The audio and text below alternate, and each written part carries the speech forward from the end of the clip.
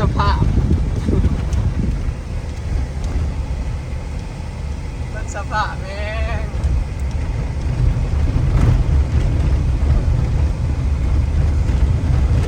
รักเกเร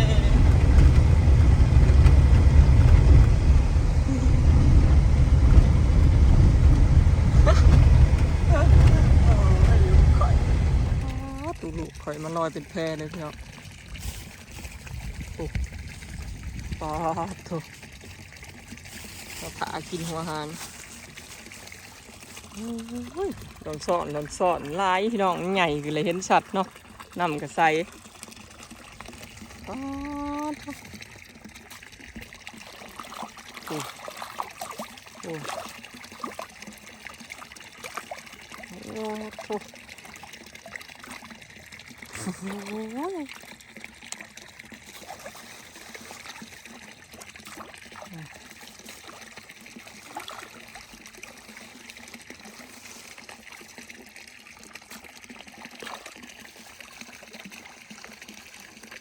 มีความสุขพี่น้องพอได้แยง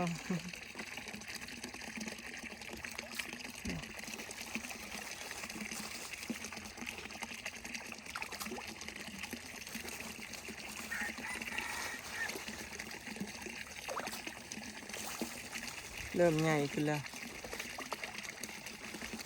ปลาตะเพียนน่ะสิพ่อปิ่งนะเด้อพี่น้องพ่อปิ่งนะเด้อเสียงหน่อย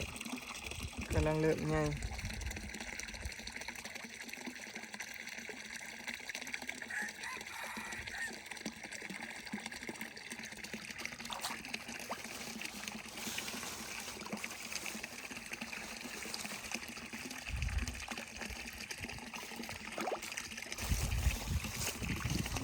ได้เบิ่งการเติบโตของมันไปเรื่อยๆนะพี่น้องหมก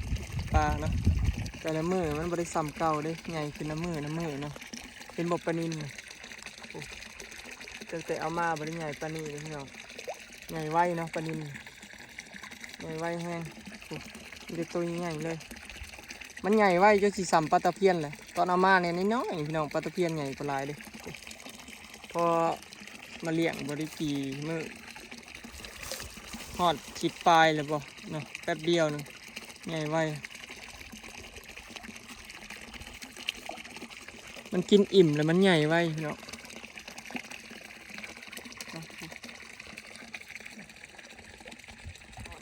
ทางนี้นะเป็นปลาเค็งน้อยพี่น้องมันย่านปลาใหญ่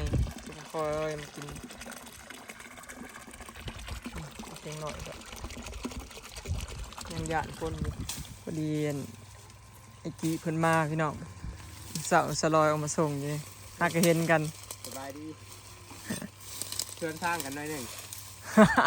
เห็นใบโพดลงก็ถิ่มมาถิ่มไม่ได้น้องเงาทองลำมาห่อตุ๊บไอ้กำลังแบกคลองมาในบ้านนี้ระยะนะวันผ้าเอาคล้องมาผ้าเอาลงด้วยว่ะเอาพ้นไปก้อนเถอะไอ้แบกคลองมาเถอะทุกคนขืนเหือเบิร์ดแล้วลบไปเอาคลองแน่เบิร์ดผู้เหือไปผู้เลยไปผู้เลยเอาเล็กว่าทิมกันเลยเดินลบไปเอาคล้องอีกเอาลงเอาคล้องลงมาเบิร์ดใช่ทางเอาของจะเป็นว่าแบบว่ามันชุนละมุนกันครับไอ้คือเขาว่าโทรมาเขาก็จะว่าเที่ยวแต่ฮานไทยเที่ยวได้แต่ฟังลาวเขาแต่ฟังไทยนั่งเที่ยวบ่ได้เราในบัดนี้เลยแล้วโมเมนต์เพื่อนเราคือลูกเคยแล้วนะไปเฮ็ดเวียกไปเฮ็ดเดี๋ยวเขามีพี่น้องไปอยู่ของเขานะโมเมนต์เพื่อนเขาโดยตรงนะไปอยู่ในแคมป์ท่านะบ่ได้เห็นบัตรขาวบ่มีบัตรมาแต่มันผิดกฎหมายนะเขามาหลักฐานนะบ่ปกตินะขามมาได้ได้แต่เสียให้เขามือละเขาอ่ะเขาเอามือละ50 บาททหารพานสิลงมา8 โมงทหารพานสิมาแล้วเขาผัดบุเมนคุณในหันโดยตรงอย่างมันข้าเจ้าบุจักพอที่แรกเนี่ยสิถามมาอีกกับเพื่อนลำนึงแล้วปั่นคนกันแบ่งบุคคลกันนี่แหละมันบ่ได้คนละ5 คนแล้วมันก็เลยผู้นี้ก็ตัดปัญหาว่าบ่เอาอีกเจ้าหนึ่งนะก็เลยเสียบอกเพื่อนนะมารับอยู่ไหมแล้วอีกเจ้าหนึ่งนะ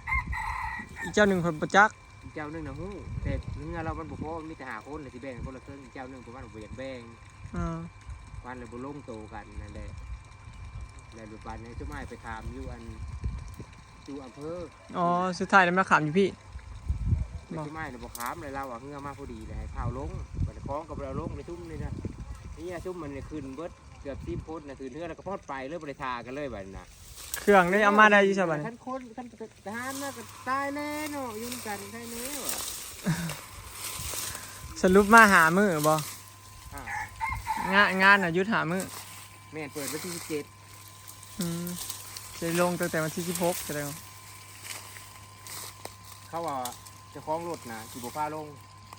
ง17 อ๋อ แรง17 ก็ได้ลามือนึงบ่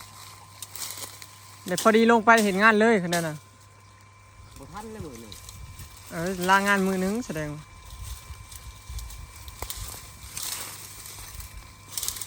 เอาต้นอันน่ะเป็นหน้า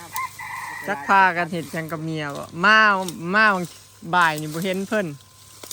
ชวนกันแน่มาที่แรกไอ้คิดว่าเจ้าบ่อยู่แล้วออกหน้าเบิดบ่ไปเด็กออกส่งกันเลยว่าสิลงร้านแซง เออ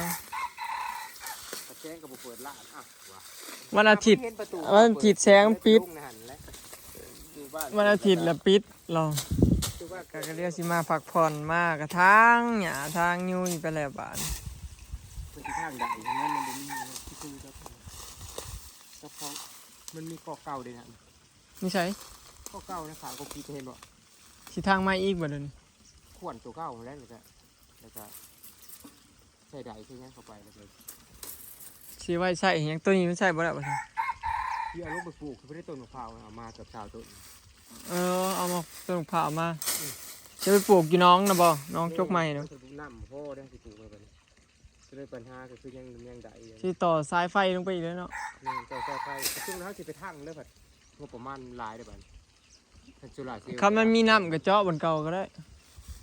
เจ้าบนเก้าเลย สิใช้โซลาร์เซลล์บ่ ใช้ยางลงเลยแค่กันงบโบเทินก็คือใช้ใดนี่ได้ โอ้ว่าใส่โซลาร์เซลล์ใส่ ไม่ได้เขากระเจาะไว้เลยเนาะ อ้อความหมายคือเบิ่งให้เขาเบิ่งเจาะเพิ่มอีก ช่อง3 มื้อนะมัน บ่มันมี10,000กว่าบาท20,000มันมีแล้วแต่แพงเด้อมันมี2แผง3แผง4แผงนี่มีขนาดของ มั มัน น ต้นใหม่ให้บ่เอาออกก้อนเลยมันสิตายเพิ่นแหละเอ้ย ผู้บ่าวกรุงเทพมาบ่พักผ่อนมาเฮ็ดเวียก มาปลูกต้นข้าวไว้ ใส่โซลาร์เซลล์น่ะสบายเฮาอ่ะเบิดหลายอยู่แต่ว่า ซื้อต้นมะพร้าวนะเบดโทรพันธุ์ หัวแพงในต้นมะพร้าว เดนมันเป็นพันธุ์ โอ้แม่บ้านเฮาโหอยู่ต้นเท่าไหร่ต้นละ400พุ่น พันธุ์กระ ต้น ถิ่นนะคือธรรมดา บ่มะพร้าวน้ำหอม ข้าวน้ำหอมอยู่75 บาทน้ำหอมแท้ได้พันเตี้ยมัน แม่น ใบข้างแน่นะ แม่น มาซื้อมาได้ตัวมะพร้าวกะทินะ อยู่บ้านเฮา3-400พุ่น มะพร้าว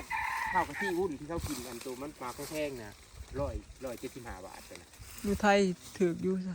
ท่านจุฬาเขาจะคิดทำได้มะพร้าวเลยนะ ก็ยังว่าต้น300นี่เฮาซื้อมานี่400นี่ใหญ่ซำนี้นี่400นี่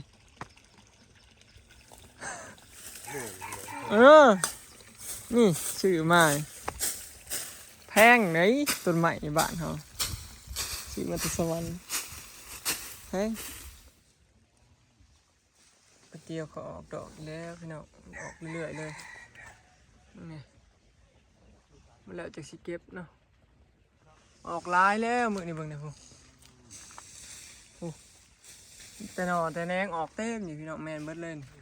โอ้เต็มที่เลยพุ่นหลายพี่น้องมื้อนี้ขึ้นมาหลายกว่าเก่าเนาะขึ้นทุกมื้อเลยพุ่นตัวไปต่อน่ะแม่นเบิดเลยพี่น้องเนาะสะออนเลยดอกกระเจียวออกยามมันเดือน4เดือน5พี่น้อง มามื้อนี้แม่น้องเมยพี่น้องมาโฮดชวนให้อำลา จ้าแล้วเข้ามาแล้วจ้าผู้เจ้าของสวนนั่นสบายดี สิได้มาแล้ว เครื่องปลูกตายตาได้ แล้วสิได้มาแล้ว แม่นบ่ เงินสิเบิดแล้ว เห็นลงคลิปว่าเงินก้อนสุดท้ายเพื่อจะอยู่กดเงินออกมาก้อนสุดท้ายเพื่อจะอยู่ต่อคนนะเปลี่ยนก็โฮดพี่น้องไผว่างก็โฮดให้เพิ่นมื้อนี้แม่น้องเมยเรามาโฮดให้ เดี๋ยวโทรว่าจ้ามันว่า เมื่อวานนี่เป็นยังสร้าง เดี๋ยวคนสั่งมาหดว่า เอามาเมื่อคืนนี่พอดีเห็นแล้วฮดเปิดปลูกลายอยู่ได้อพี่น้องผู้เครื่องปลูกพนแมนเบิร์ดผู้ไปจะหอดชุดผู้ แข้งมะเขือเราพอเก็บเราหมาใหญ่ มาแข้งมาเครือเพิ่นนี่พอเก็บแล้วนี่หมักใหญ่แล้วนะพอเก็บเป็นอะไรพี่มันลีอยู่ในพี่น้องไม่ได้เห็นนะเครื่องปลูกเรามีบ้านเพิ่นแล้วเลยเด้อพี่น้องแล้วไปแล้วเนาะสร้างก็เข้าเมื่อตั้งแต่บ่ายตั้งแต่เที่ยงปุ๊บตั้งแต่กินข้าวแล้วเขาก็เมื่อเลยเพราะว่าเขาแล้วเลยแท่งเราก็แล้วเลยเด้ห้องน้ำติดแท่งนะเหลือเขาน่ะสิหยุดสงกรานต์เนาะหรือมืออื่นสิมาอีกเห็ดหยังอยู่บ่ฮู้พี่น้องแต่ว่าเขาเก็บนั่นเก็บนี่อีกเลยบ่ฮู้ว่าเขาสิมาเห็ดอีกบ่มืออื่นพากันเข้ามาสวนจนเบิดบาดนี่สวนไฟสวนมันมากับบ่ได้อันนั้นเนาะมากรุงเทพก็เดี๋ยวสิมาพักผ่อนมาเฮ็ดเวียกปลูกต้นไม้ไว้ตายบ่มีผู้โหด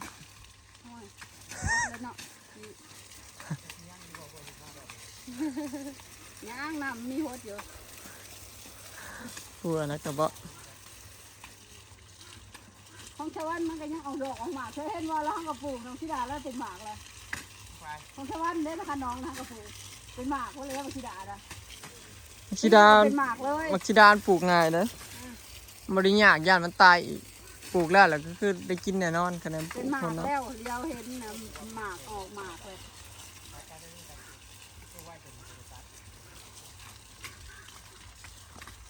เอา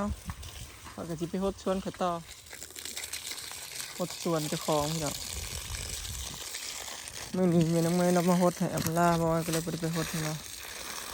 เปลี่ยนกันพี่น้องผู้ใดว่างก็ฮดเนาะซอยกันดูแล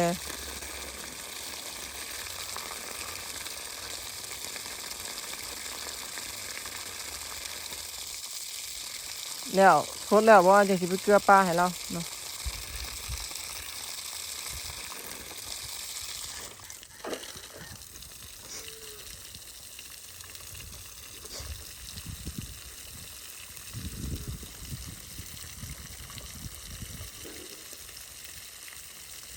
สวนมีอันมาล่าในเครื่องปลูกแล้วหลายพี่น้องฮดนะประมาณ2 ชั่วโมงกว่าเพื่อสิแล้วอ้อมนี่ผู้เพื่อบอลแล้วปลูกอันนั้นอีกหอบเบิดเลยปลูกอ้อมตูบอ้อมคลองแล้วอ้อมเฮือนเลยน้ำแล้วนะมันบ่อยากแห้งแต่แรกแล้ว มันบ่แห้งเท่าของเฮาตั้งแต่แรกแล้ว นั่นแหละหดเครื่องปลูกได้จะแล้วเคยที่ดูอ่ะ เห็นบ่เรามาฮดแต่ละมื้อนะเพื่อเราสิอันแล้วจนเดึก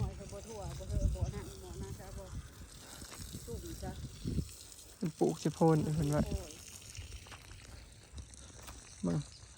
าเกลือปลาให้เพิ่นก่อนพี่น้องเลือกปลาเพิ่นพี่เป็นน้องมือยังสิได้ฮดมาฮอดพี่แล้วก็ฮดมาฮอดนี่เพื่อสิอ้อมมาพี่พี่น้องอีกเพื่อสิอ้อมตูบอีกเนาะแล้วปลูกหลายพี่น้องตามที่เห็นนั่นแหละแล้วปลูกพี่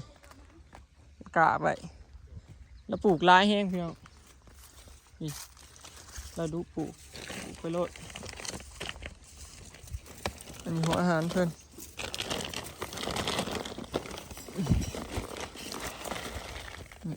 สีเกลือปลาให้เพิ่น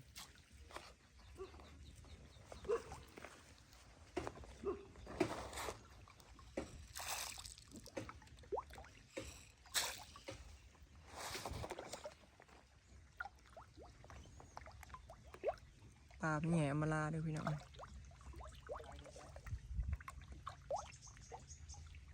มันมี2ฝั่งอีกฝั่งหนึ่งอยู่ทางพุ่นพี่น้องเพราะเพิ่นนั้นปล่อย2ฝั่งเพิ่นว่ามันเคยเกลือ2ฝั่งก็ต้องได้เกลือ2ฝั่งเด้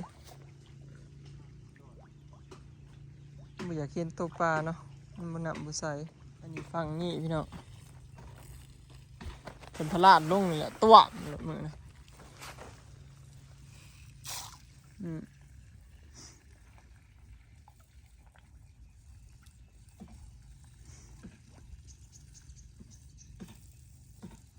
น้ำมันบ่ใสพี่น้องก็เลยบ่ค่อยเห็นปลาลอยขึ้นมากินเนาะ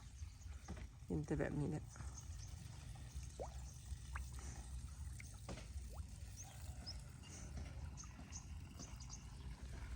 ไม่เห็นตัวมันเลย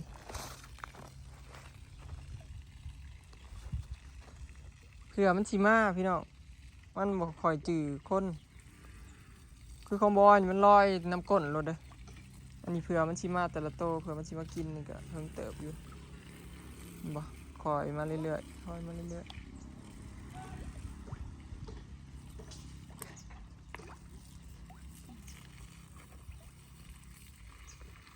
บรรยากาศยามแรงอยู่บ้านสวน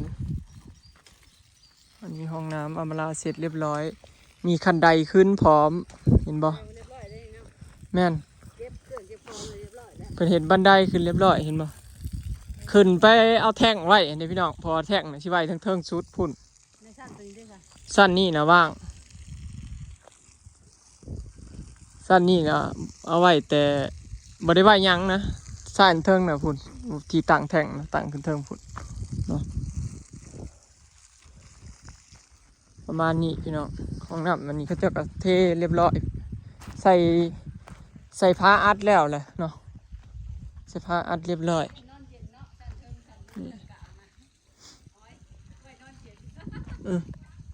เส้นทึ่งนี่ไว้ไให้เรานอนเบิ่งดาวซะกับผู้บ่าวเรา อันนี้ของน้ำเพิ่นเขายังตีดอกไว้ก็ใส่โถแล้วเรียบร้อยแล้วบ่ใส่โถขี้เรียบร้อยพี่น้องพร้อมนั่งขี้แล้วโอ้โหร้อนอบอ้าวมากว้าทุกก็ใส่โถให้เรียบร้อยพี่น้องเข้าห้องน้ำได้แล้วตะกี้ช่องล่มนี่นะว่าสิใส่หลายช่องและคนที่เขาอันช่องล่มมาให้นะพี่น้องปูเขาเฮ็ดบล็อกขายเด้เขาเอามาให้แต่2 อันพี่น้องเขาสั่งหลายกว่านี้อยู่แต่ว่าเขาเอามาให้แต่2 อันมันก็เลยมีช่องล่มแค่2 อันจังซี่มันก็สิฮ้อนอบอ้าวแน่แล้วก็สิอัพเนาะก็เลยได้แต่2 ก้อนนี้ ว่าเป็นยังมีอันส่องใส่พัดลมอันนี้อยู่ดูดอากาศเนาะตอนแรกเขาว่าสิบ่ใส่ให้แล้วบ่ว่าบอกว่าให้เขาใส่ให้อำมาลาพออันบ่มีอันนี้บ่ได้พี่น้องเนาะห้องน้ำนี่สิเมนอัพแล้วก็อบเอาเนาะอันนี้เขามาเขาเปิดดูดอากาศออกน้ำก็ได้สินะเนาะเพราะว่าช่องระบายอากาศนี่ก็บ่แพงดอกหน่วยละบ่กี่ร้อยดอกมันมีหน่วยน้อยอยู่ใหญ่เนาะลงทุนเฮ็ดคักปานนี้ก็เฮ็ดให้คักเลยซะเนาะนี่หลายคนว่าญาติมันรู้บ่ต้องญาติพี่น้องบ่รู้แน่นอนสร้างเขาก็เก็บของไว้แล้วบัดนี้เขาเจ้ามีบ่อนส้นเลยนี่บ่อนนี้ก็นั่งเล่นได้เนาะพอมุงหลังคาแล้วโอเคเนาะพี่น้องคลิปนี้ก็สิขอเก็บภาพบรรยากาศจังนี้เด้อเนาะพี่น้องไปแล้วสบายดี